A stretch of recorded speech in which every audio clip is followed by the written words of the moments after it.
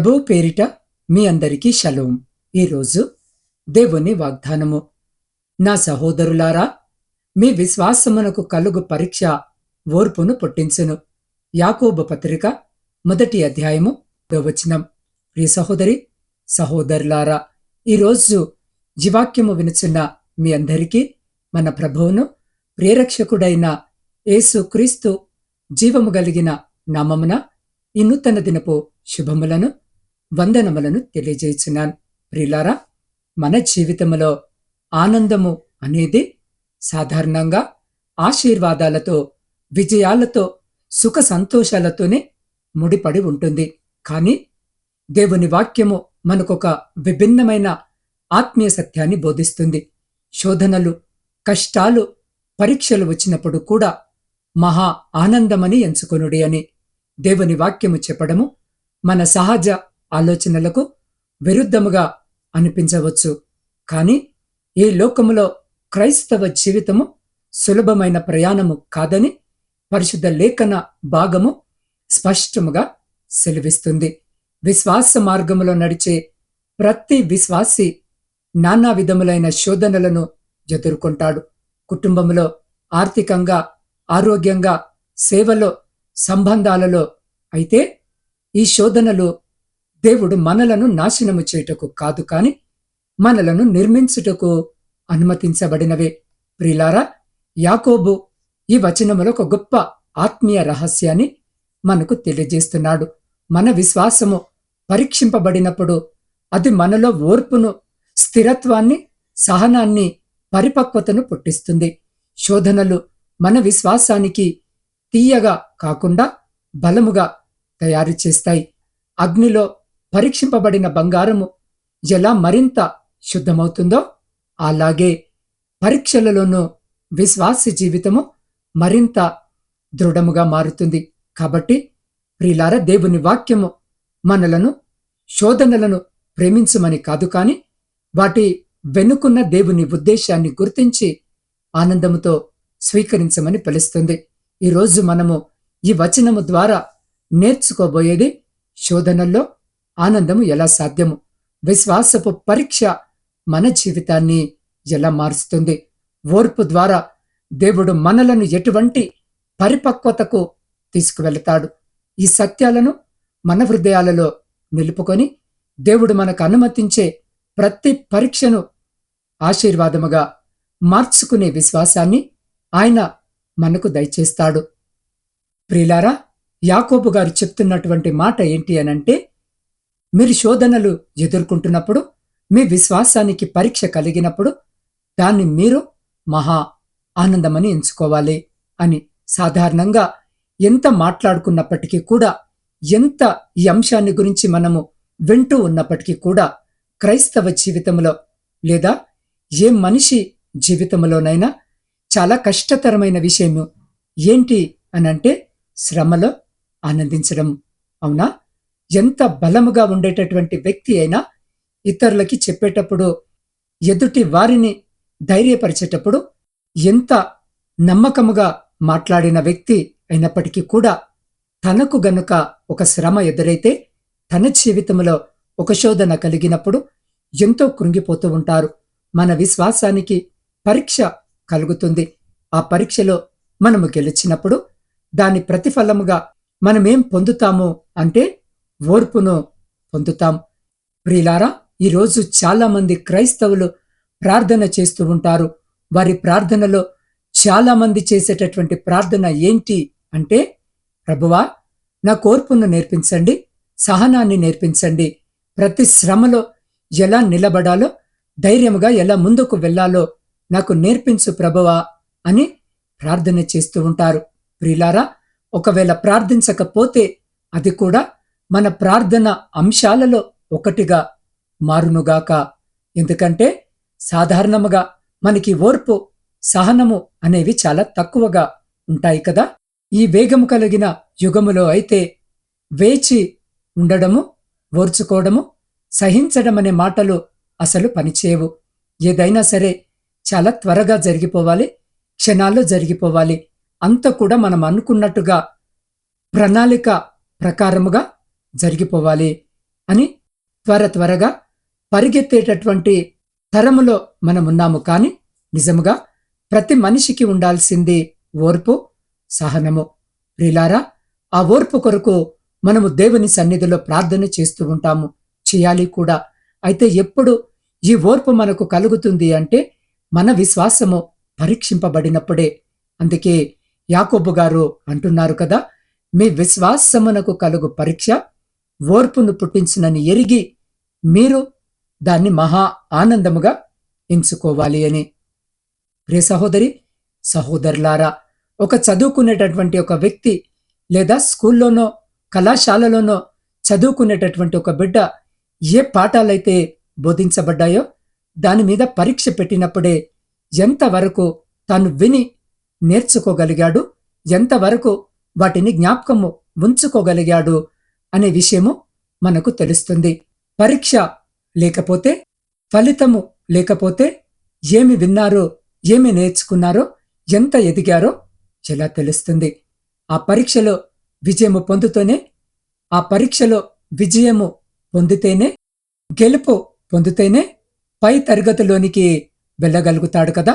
మన విశ్వాస జీవితంలో కూడా అనేక స్థాయిలు ఉన్నాయని మనం ఎరిగిన వారమై, మన విశ్వాసానికి పరీక్ష కలుగుతున్నప్పుడు శ్రమలో మనము ఎంత విశ్వాసముగా దేవుని మీద ఆధారపడగలుగుతున్నామో అనేది మనము చూసినప్పుడే కదా మన విశ్వాస స్థాయిలో పైకి ఎదుగుతున్నామా లేదా వెనక్కి దిగజారిపోతున్నామా అనేది తెలుసుకోగలిగేది.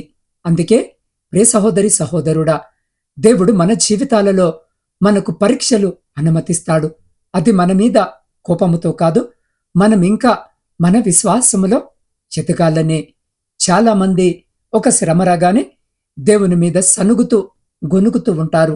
ఏమని అంటే, నేనింత ప్రార్థన చేస్తున్నాను, నేనింత భక్తిగా ఉంటున్నాను, నేను దేవుని కోసము ఇలా ఉంటున్నాను, అలా ఉంటున్నాను, అది చేశాను, ఇది చేశాను, వాక్యాన్ని పాటిస్తున్నాను, మరెందుకు నా జీవితంలో శ్రమలు కలిగాయి అని దేవుణ్ణి ప్రశ్నించేస్తూ ఉంటారు, సందేహిస్తూ ఉంటారు. కాని అవన్నీ కూడా ప్రియ సహోదరి, సహోదరుడా, మనము వాక్యానుసారముగా నమ్మకముగా జీవిస్తున్న వ్యక్తులమైతే దేవుడు మన జీవితంలో అనుమతించే ప్రతి శ్రమ కూడా మన విశ్వాసానికి ఒక పరీక్ష.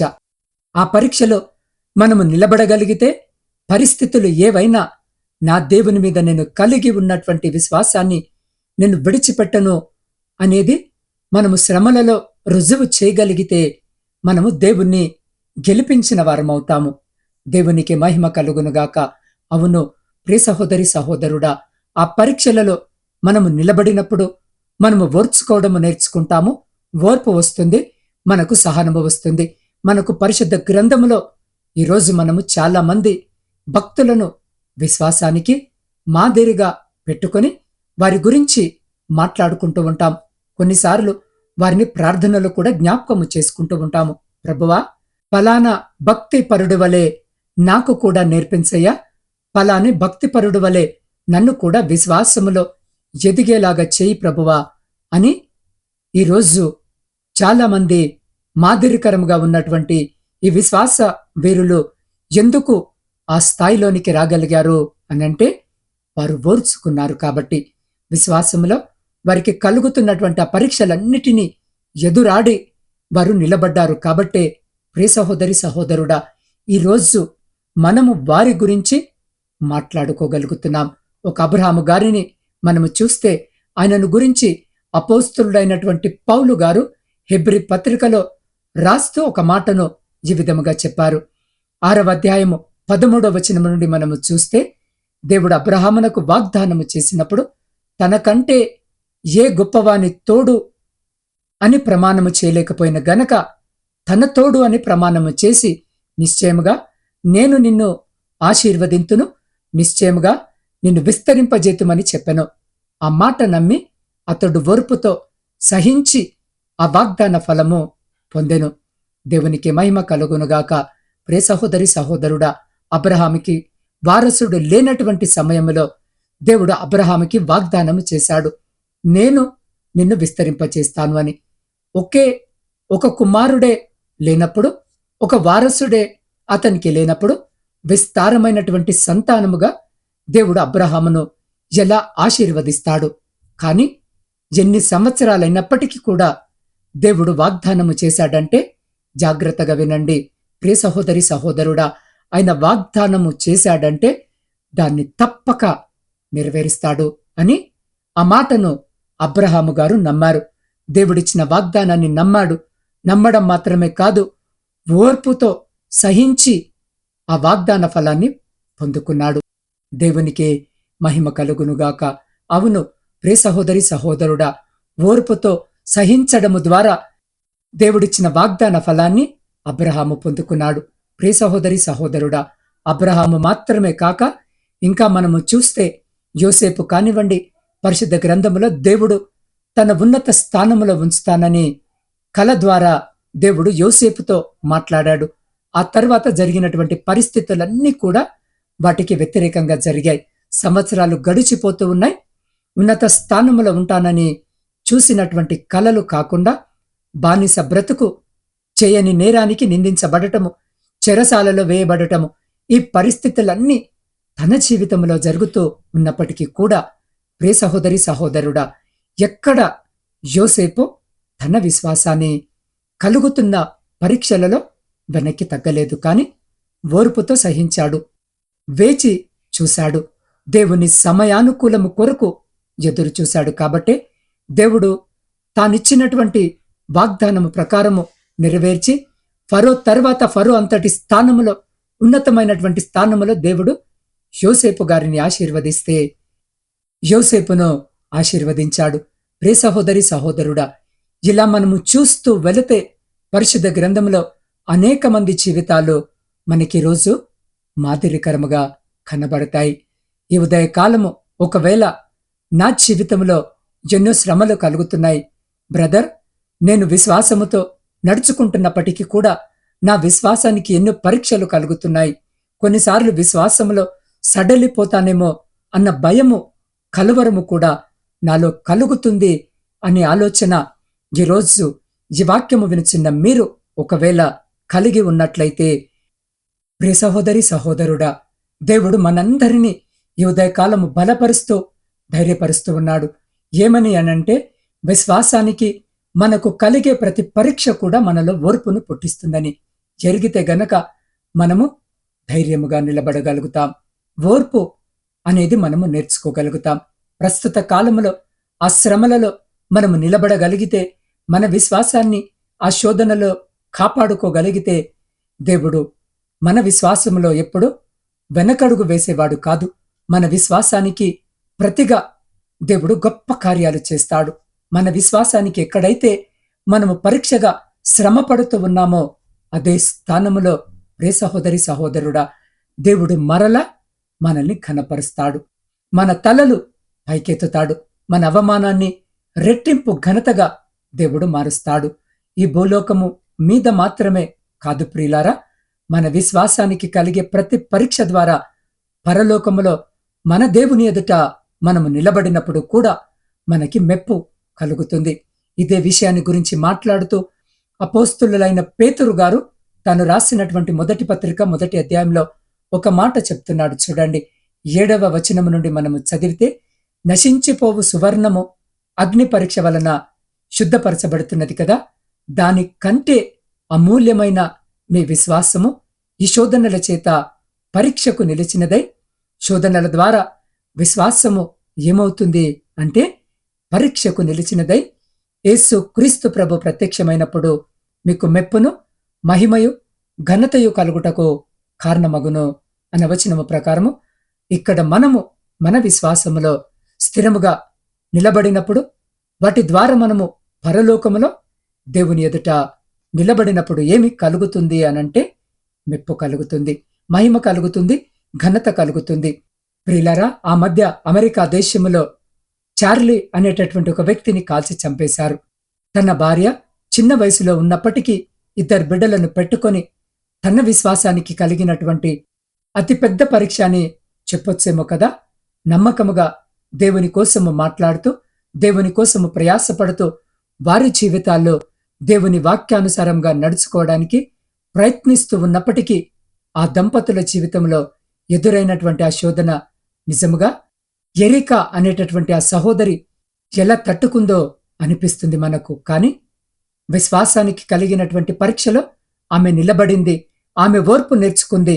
ఇది దేవుని కారణము అని అంటే ఈ రోజున అనేక మంది ప్రజలకి, ప్రపంచ దేశాలలో అనేక మంది ప్రజలకు ఒక మాదిరిగా ఆమె నిలిచిపోయింది. దేవునికి మహిమ కలుగునుగాక. అంతేకాకుండా రేపు పరలోకములోకి దేవుని ఎదుట వెళ్ళి నిలబడినప్పుడు కూడా ఆమెకు మెప్పు, మహిమ, ఘనత దేవుడిస్తాడు. మనమందరము కూడా మన విశ్వాసానికి కలిగే ప్రతి పరీక్షలో నిలబడదాం, ఓర్పు నేర్చుకుందాం, దేవుని ఎదుట మెప్పును, ఘనతను, మహిమను పొందుకుందాం. ఈ భూమి మీద కూడా దేవుడు విశ్వాసము ద్వారా మన జీవితాల్లో చేసే అద్భుత కార్యాలను రుచి చూసి ఆనందిద్దాం. కాబట్టి ప్రియ సహోదరి, సహోదరుడా, ఈ సమయంలో దేవుడు మీ ఆత్మ, మీ హృదయాలతో మాట్లాడుతున్నాడా? మీరు ప్రస్తుతము ఏదైనా శోధనలో, పరీక్షలో, బాధలో ఉన్నారా? మీ విశ్వాసము బలహీనపడినట్లు, ఇక ఓర్పు లేదు అని అనిపిస్తుందా? అయితే ఈరోజు దేవుని వాక్యము స్పష్టముగా సెలవిస్తుంది, మీ విశ్వాసమునకు కలుగు పరీక్ష ఓర్పును పుట్టించని.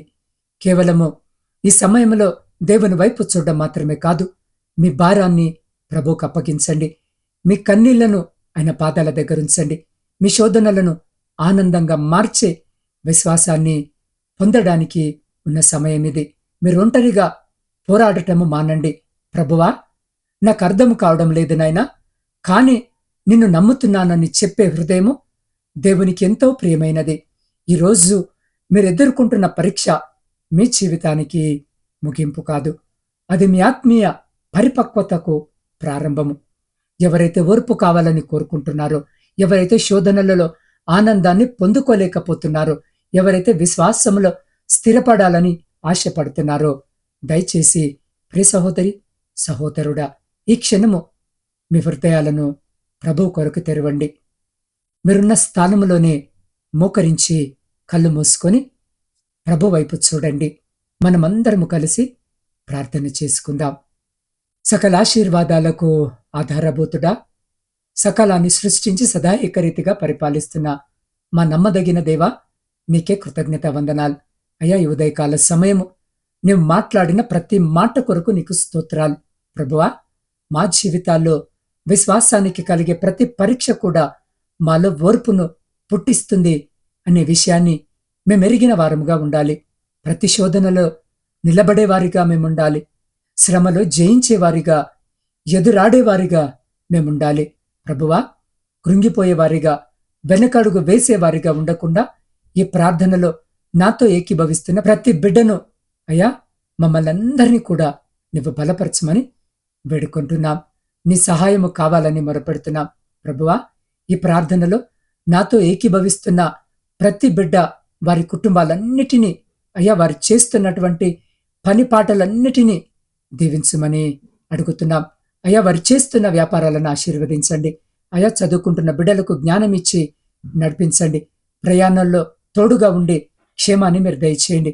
ఉదయకాలము నీ సన్నిధి ప్రతి ఒక్కరికి తోడుగా వచ్చునుగాక అని ప్రార్థిస్తున్నా. తండ్రి, ఈ విన్న మాటలు మా హృదయంలో కొట్టుకొని పోకుండా అయ్యా, అవి ఫలించినట్లుగా కృప చూపించి సహాయం చేయమని వేడుకుంటున్నాం.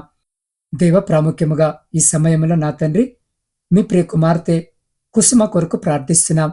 అయ్యా, బిడ్డ MBBS మొదటి సంవత్సరము పరీక్షల కొరకు సిద్ధపడుతూ ఉండగా నా తండ్రి, గడిచిన కాలమంతా బిడ్డ కష్టపడి చదివిన ప్రతి అంశమును పరీక్షలలో సరైన విధముగా వ్రాసి విజయాన్ని పొందుకొని నా తండ్రి, అయ్యా, మీకు సాక్షికరమైన బిడ్డగా నిలబడుటకు ఆ బిడ్డకు మీరు సహాయం చేయండి. అయ్యా, పరీక్షల సమయం అంతా కూడా నా తండ్రి, బిడ్డకు మంచి ఆరోగ్యాన్ని, జ్ఞానాన్ని, జ్ఞాపక శక్తిని దయచేయండి. అయ్యా, బిడ్డ పరీక్షల సమయంలో కుడికి గాని ఎడమకు గాని తొలగిపోకుండా బిడ్డకు మీరు తోడుండి తన చేపట్టి నడిపించండి. ప్రతి పరీక్షలో బిడ్డతో మీరుండండి నాయన. దేవా, ఈరోజు జన్మదిన, వివాహ వార్షికోత్సవాలు జరుపుకుంటున్న ప్రతి బిడ్డని జ్ఞాపకం చేసుకుని మీ నూతన దయాకిరీటం చేత బిడ్డను ఆశీర్వదించమని వేడుకొంచున్నాం. ఇతరాత్ర శుభకార్యాలు జరిగించుకుంటున్న బిడ్డలతో కూడా మీరుండండి, దీవించండి, ఆశీర్వదించి సంతోషకరమైన కుటుంబ జీవితమును దయచేయమని వేడుకొనుచున్నాం. దేవ ప్రాముఖ్యముగా నా తండ్రి శారీరక మానసిక బలహీనతలతో ఇబ్బందులను ఎదుర్కొంటున్న ప్రతి బిడ్డ కొరకు ప్రార్థిస్తున్నాం. ప్రతి బిడ్డను ముట్టి సంపూర్ణ స్వస్థతను మంచి ఆరోగ్యమును దయచేయమని వేడుకొంచున్నాం. ప్రాముఖ్యంగా తండ్రి చిన్నారి బిడ్డ నవీన సత్య, సహోదరుడు దయారత్నం, మల్లికార్జున స్వామి, సహోదరి జ్యోతి, సహోదరి పద్మ కొరకు ప్రార్థిస్తున్నాం. అయా బిడ్డలు వివిధ రకాల క్యాన్సర్ వ్యాధులతో బాధపడుతూ ఉన్నారు. ఆయన పొందిన గాయముల చేత మనకు స్వస్థత కలిగెను అన్న మీ వాగ్దాన వచనము ప్రకారము అయా బిడ్డలను జ్ఞాపకము చేసుకోండి. ప్రభువా, వారి శరీరంలో ఉన్న ప్రతి క్యాన్సర్ కణాన్ని మీరు బాగుగా ఎరిగిన దేవుడవైనావు. అయ్యా, ఇప్పుడే నీ స్వస్థత హస్తముతో బిడ్డలను తాకండి. క్యాన్సర్ కణాలన్నింటినీ తొలగించండి. ప్రతి గడ్డను కరిగించండి. వారి శరీరాలను పూర్తిగా పునరుద్ధరించమని వేడుకొంచున్నాం. ప్రభువా, ఆ విధముగానే సహోదరుడు రాంబాబు కొరకు, శివకృష్ణ కొరకు, రాజశేఖర్ కొరకు, సహోదరి గుణసుందరమ్మ కొరకు ప్రార్థిస్తున్నాం. అయా బిడ్డలు పక్షవాతము చేత బాధపడుతూ ఉండగా, లేవలేని స్థితిలో మంచాలపై ఉంటూ ఉండగా నా తండ్రి పరిశుద్ధాత్మశక్తితో వారి నరాలను, కండరాలను, ఎముకలను బలపరచండి. కదలిక తిరిగి రావాలని, బలము పునరుద్ధరించబడాలని నేను ప్రార్థిస్తున్నాను. ప్రభువా, నీవు రోగులను స్వస్థపరిచే దేవుడవు, కుంటివారిని నడిపించిన దేవుడవు, బలహీనలను లేవనెత్తిన దేవుడవు. ఈరోజు కూడా అదే శక్తి ఇదిగో వారందరి జీవితాల్లో పనిచేస్తుందని నేను విశ్వసిస్తున్నాను. అయ్యా, వారి మనసులకు శాంతిని దయచేయండి. వారి కుటుంబాలకు ధైర్యాన్ని దయచేయండి. వైద్యులకు జ్ఞానాన్ని దయచేయండి. వేదన మధ్యలో కూడా బిడ్డలకు ఆశను దయచేయమని వేడుకొంచున్నాం. వారి మీద జీవాన్ని, స్వస్థతను, పునరుద్ధరణను ప్రకటిస్తున్నాను. వారి సాక్ష్యాల ద్వారా నీ నామము మహిమపరచబడాలని నీ పాద సన్నిధిలో వేడుకొనుచున్నాం. దేవ, ప్రపంచంలో శాంతిని, సమాధానాన్ని కలిగించండి. విడిపోయిన విచ్ఛిన్నమైన ప్రతి కుటుంబాన్ని తిరిగి కట్టుమని వేడుకొంచున్నాం. ఆ రీతిగానే నా తండ్రి కుటుంబ పోషణకై కుటుంబాలను వదిలి దూరదేశాలలో ఉద్యోగాలు చేసుకుంటున్న ప్రతి బిడ్డను జ్ఞాపకం చేసుకోండి నాయనా. వారి చేతుల కష్టార్జితాన్ని ఆశీర్వదించండి. అయ్యా, ఈ నూతన సంవత్సరము వారి కష్టాన్ని రెండింతలుగా అభివృద్ధి పరచండి. అయ్యా, వారు పనిచేస్తున్న చోట వారి పై అధికారుల, వారి యజమానుల దయను, కృపను పొందుకునే భాగ్యాన్ని దయచేయండి.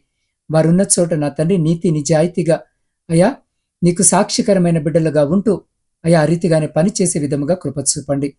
దేవ, ప్రాముఖ్యముగా వీసా సమస్యలు, పాస్పోర్ట్ సమస్యలు, ఇమిగ్రేషన్ సమస్యలు, మెడికల్ సమస్యలతో బిడ్డలు ఇబ్బందులు పడుతూ ఉన్నట్లయితే ప్రతి ఇబ్బందిని మీ పరిశుద్ధ నామమును తొలగించి అయ్యా బిడ్డల దారులను సరళము చేసి మీ కృపలో బిడ్డలను భద్రపరచమని వేడుకొనుచున్నాం. ముఖ్యంగా నా ఆత్మీయ కుటుంబ సభ్యులందరినీ ఈ నూతన దినంలో మీ పాద సన్నిధిలో పెడుతూ ఉండగా ప్రతి బిడ్డను పేరు పేరు వరుసన మీరు ఆశీర్వదించండి, జ్ఞాపకము చేసుకోండి. అయ్యా, ప్రతి బిడ్డ కూడా నా తండ్రి వారి ప్రార్థన విన్నపాలను తెలియజేస్తూ ఉండగా నా తండ్రి వారి ప్రతి ప్రార్థన విన్నపాన్ని మీరు ఆలకించి అంగీకరించి వారి ప్రతి న్యాయమైన కోరికను మీ ఆకాశపు వాక్యాలను విప్పి మీ సమృద్ధికరమైన దీవెన ఆశీర్వాదాల చేత దీవించి ఆశీర్వదించి తృప్తిపరిచి మీరే ఘనత మహిమ ప్రభావాలు పొందుకొనమని మా ప్రభువును మీ ప్రియ కుమారుడైన యేసుక్రీస్తు శక్తి కలిగిన నామమున ప్రార్థించి స్తుతించి అడిగి పొందుకొని ఉన్నాము తండ్రి. ఆమెన్. ప్రియ సహోదరి సహోదరులారా, ఈ ప్రార్థనలో ఏకీభవించిన మీ అందరికీ వందనాలు. మీ జీవితాల్లో గాని మీ కుటుంబాల్లో గాని ఎలాంటి అనారోగ్య సమస్యలున్నా లేదా ఏదైనా భారము మిమ్మల్ని కృంగదీస్తుంటే మీరు ఒంటరి వారు కారు. మీకోసము ప్రార్థించడానికి నేను ఎల్లప్పుడూ సిద్ధముగా ఉన్నాను. మీ ప్రార్థన అవసరతలను క్రింద ఉన్న కామెంట్ సెక్షన్లో తెలియజేయండి లేదా వ్యక్తిగతముగా నా వాట్సాప్ నంబర్కు సందేశము పంపండి. నా వాట్సాప్ నంబర్ 845037 మీరు పంపే ప్రతి అభ్యర్థన కోసము నేను ప్రత్యేకంగా ప్రార్థిస్తాను. దేవుడు మీకు తోడయుండి మీ సమస్యల నుండి విడుదల కలిగించునుగాక. దేవుని కృప మీకు తోడయుండునుగాక.